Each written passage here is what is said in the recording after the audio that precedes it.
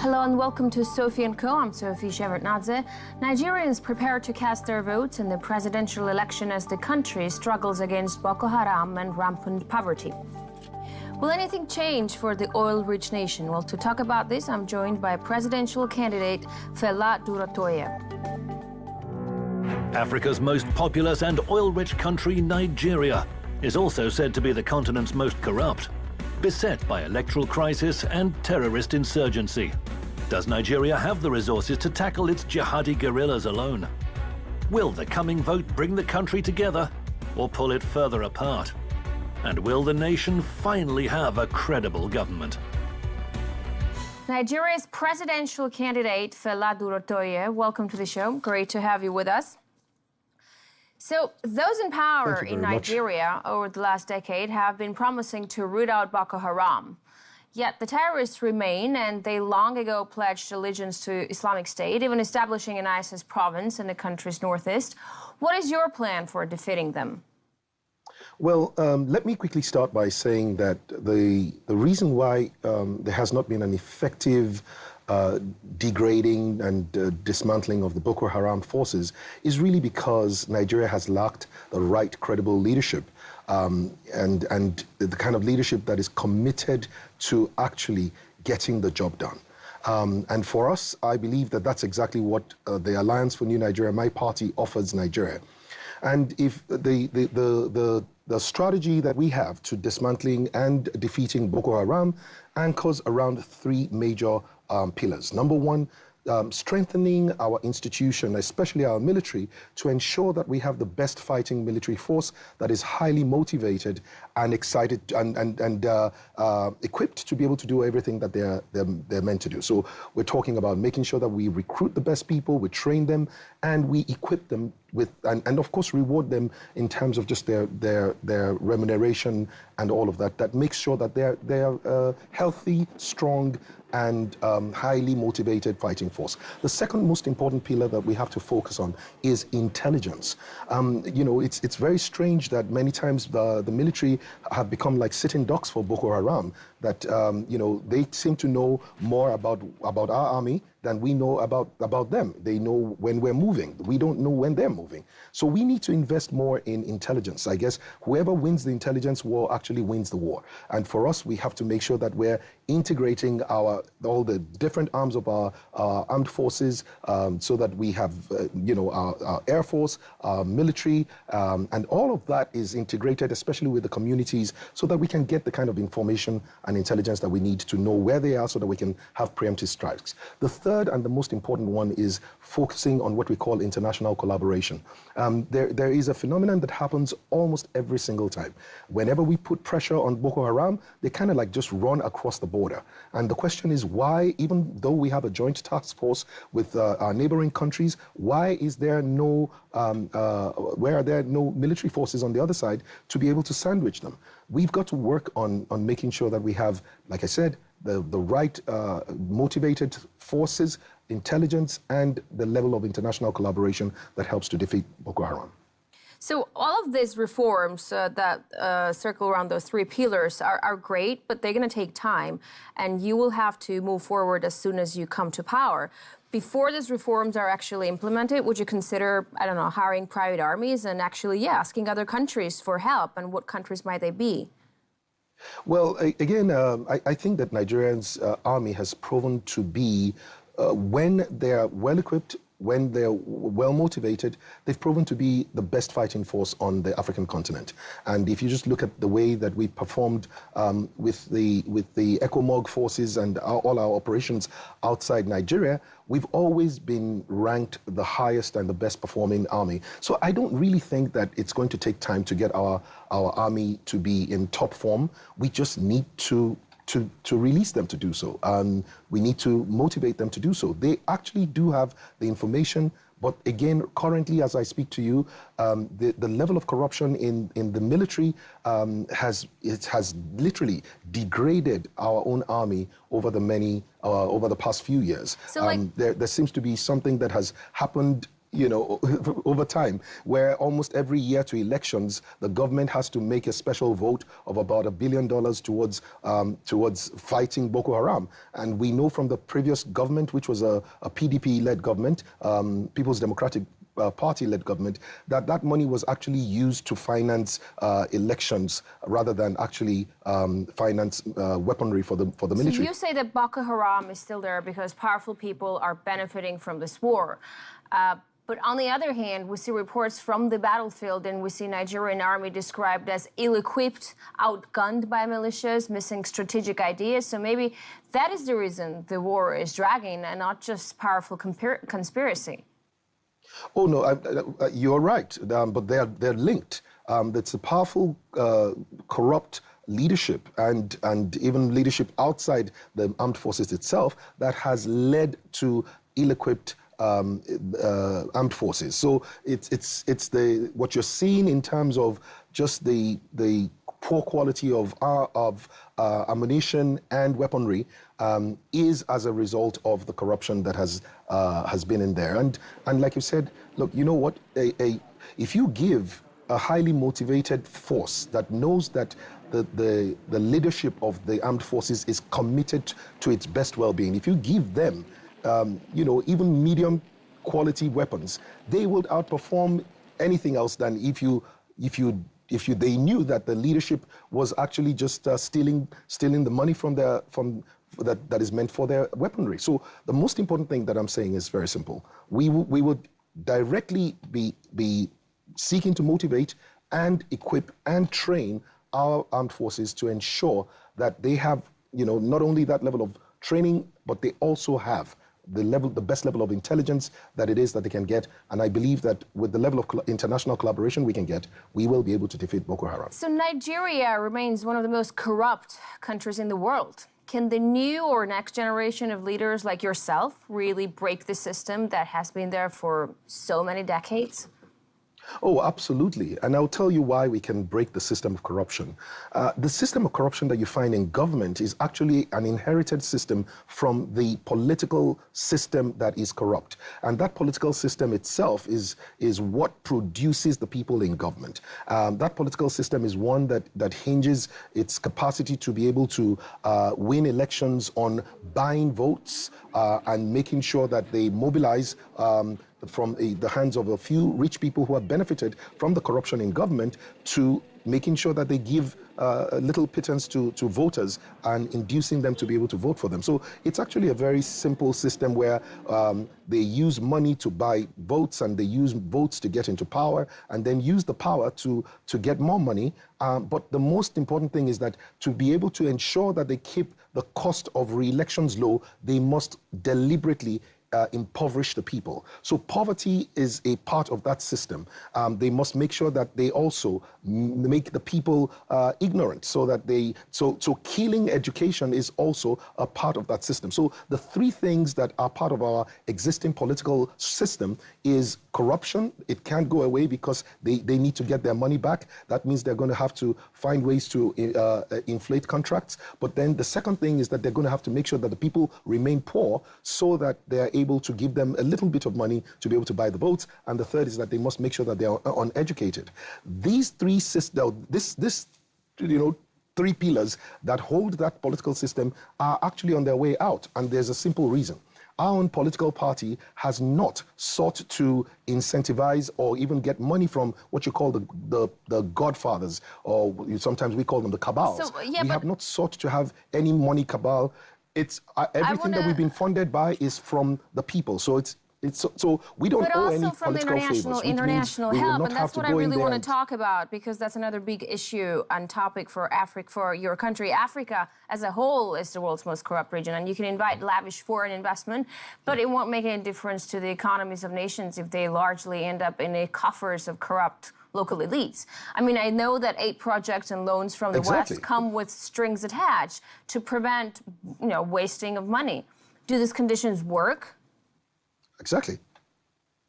Exactly. So look at, I mean, one of the reasons why people like myself, who have thrived very much in the private sector and are now saying, look, we cannot continue to stay outside and leave the business of government to people who we will not even hire in the businesses that we are running. One of the reasons why we are stepping out of our comfort zone in the private sector and business and saying we've got to solve the business of government is because of exactly what you're saying. Nigeria is not working because of the corrupt system. What we are doing is to create a completely different political structure. And our own Alliance for New Nigeria, my party, has three major values that we anchor everything. And it's not just the way that we run our party, it's exactly the culture we're going to bring into government. And that is transparency, integrity, and excellence. These three values are in line with our personal values, and more importantly, are the values that will become the culture of our government. So what I'm saying to you is that the same political system that has run in Nigeria for the last 58 years is been one that is based on corruption, on nepotism, and on what you would think of as, killing the capacities of the people so that you can incentivize them. That system is about to go away. A new order is about to come into Nigeria. So, talking about new order, Botswana and Rwanda are the least corrupt countries in Africa. That's according to Transparency International. What are these two states doing right, and why can't others follow suit? It's as simple as getting the right, credible leadership. You get the leadership right, the culture changes. It's really that simple. You've got to get, the leadership to be competent people, capable people, people with the right values and character, people with the right level of vision, that inspires the nation to want to be able to do great things. That is, once you sort out the leadership, the culture of the government, the culture of the society changes. What we've had is, for the last 50 years, a group of people who have held Nigeria bound, and they have been the same kind of leaders. They've moved from one political party and to another. But it's the same people. They've been in the military and now they're in democracy, but it's the same people. So what Nigeria needs is a change in leadership. And every time we see the right, competent, capable leadership, we will get the right results in Africa. All right, we're going to take a short break right now. When we're back, we'll continue talking to Nigeria's presidential candidate, Fela Durotoye, talking about the challenges his country and the rest of the continent are facing.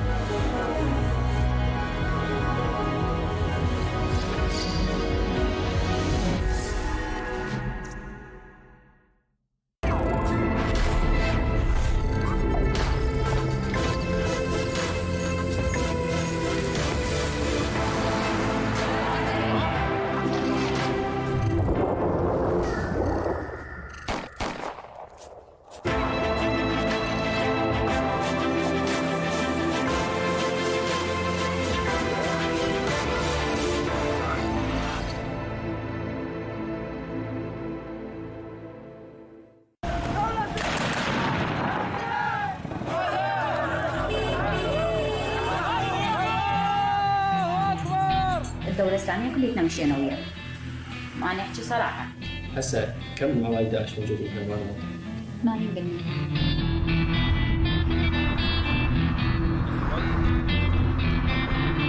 اشتراك سريع رجع الدوريات سوا. حاليا اللي هي ما بعد داعش اللي تشمل ملاحقة الخلايا النائمة. ابني داعش ولا ابني داعش ابني كل دمر العالم دمر العالم من على البوله بالقلب. كانوا كذا صحيح خلاص يعرفون هم هذا خلاص بس ان الجوع راح. تكون حقد بداخلك على رهاب وعلى اي شخص يعمل ويا تنظيم داعش.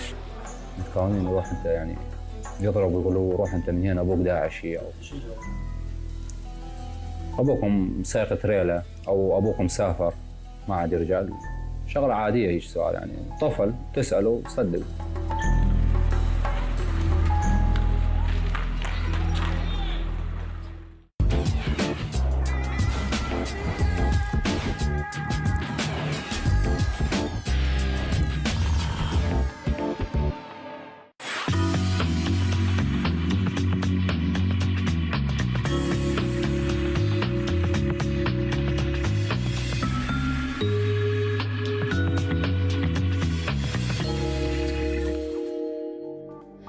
back with Nigeria's presidential candidate, Fela Durotoye, discussing Nigeria's problems and ways to solve them. So, Mr. Durotoye, Africa receives about $50 billion of international assistance annually, and yet about 600 million people live below the poverty line.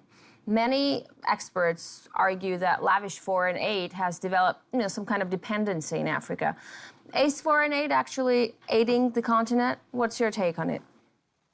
Well, whilst I would say that no sustainable growth can be achieved through foreign aid, I believe that the first most important thing that will take Africa, and I mean Nigeria and all the other African countries, out of poverty is the capacity for us to make sure that our people become productive, and we're able to start businesses that solve problems, that build our societies, and most importantly, that enable our people to find jobs so that they can prosper. Now, whenever it is that we are able to find a way to use our natural resources, mineral resources, and our human resources to solve problems, we would become productive, and we would then be able to build our economies. So the problem that we've been seeing is that much of Africa has been led, or Africa's development has been government-led. What we are saying is that is like putting the cart before the horse. Ideally, the horse that should drive social development, economic development, national development is the private sector. And so for us, and I being a management consultant, understanding how to start businesses and grow businesses, this is what that we're bringing. It's a business-friendly government. Okay, but the question was, and the point, therefore. But the question is, do you believe that Africa, including your country, is dependent on the aid?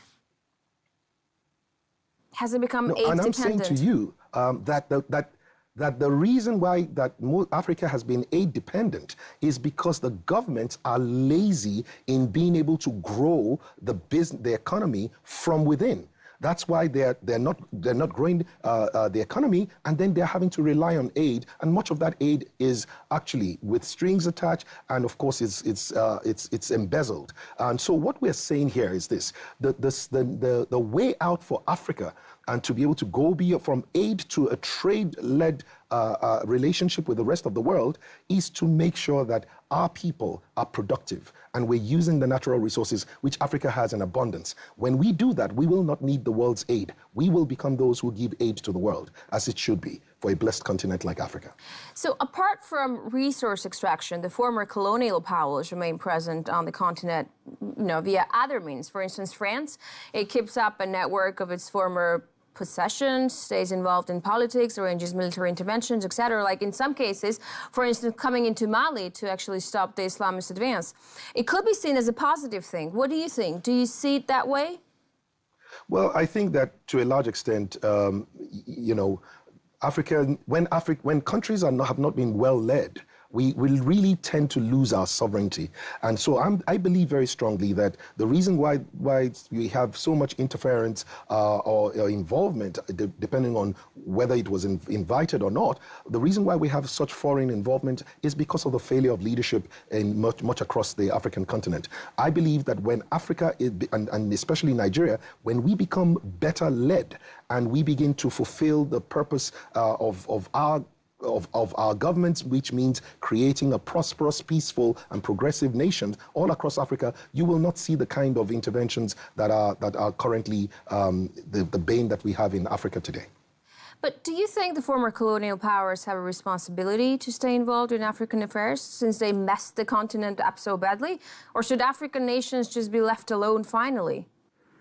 Well, I think that African nations should be left alone to do what it is that they need to do. I've always said that the reason why we don't have one eye in front of our head and another eye at the back of our head is because we're not really supposed to dwell so much on the past. Colonial rule is a part of our past. And whilst many people would say that the foundation of our nations were structured by the colonial rulers, sometimes to the detriment of the nation itself, the challenge I have always thrown at the leaders is to say, you know what, no matter what happened in the past, we will not be judged by what it is that we inherited. We will be judged by what we give to our children. We must accept responsibility to fix our nations and make sure that we fix them for the sake of the future. Let's stop looking behind us and blaming the colonial rulers. They're gone. We must have a new generation of people who will fix our countries for the rest of the future. And that's basically what it is that we are offering in Nigeria. We're offering a young, youthful, future, forward-thinking leadership. Different from the 76, 72-year-old leadership that is parochial and is backward thinking as the one that we've been seeing over the last few years. We're offering that, and that's why people are very excited in Nigeria about the upcoming elections tomorrow. And they're going to be saying, when this is not between two political parties, it's between the past and the future. We need to take away the dwelling on the past, and we need to focus on the future of Nigeria and Africa. And that's exactly what it is that this youthful leadership will do. I want to talk to you about this new type of investment which comes from China, because it's also directly linked to your country. So the Chinese investment in Africa is huge. And unlike the West or the former colonial powers, usually comes with no demands of political change, of anti-corruption measures or anything like that. Do you think the Chinese way is the right way to go about it? Well, I think that any investment in, in infrastructure that can help the nation grow is useful, especially if it's well used by the leaders in power.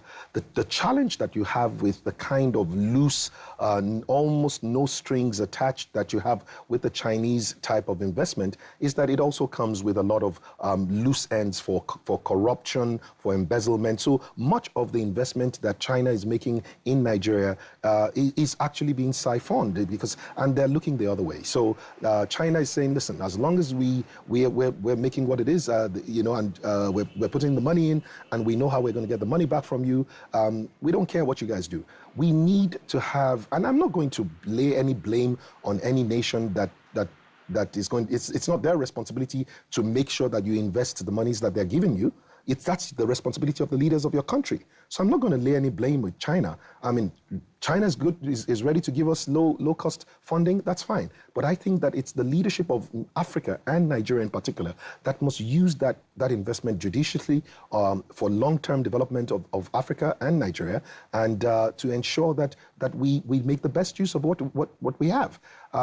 So for me, I think that it's not about China. It is about the leadership of our own countries. But I still want to. Once we get the leadership right, everything will be fine. Sure, but I still want to look at it from the outside and figure out what is it that China would want exactly from Nigeria. In this case, Nigeria has signed a $2.5 billion currency swap agreement with China, and it's supposed to boost transactions. And China is also one of the major development partners for Nigeria, Africa as a whole.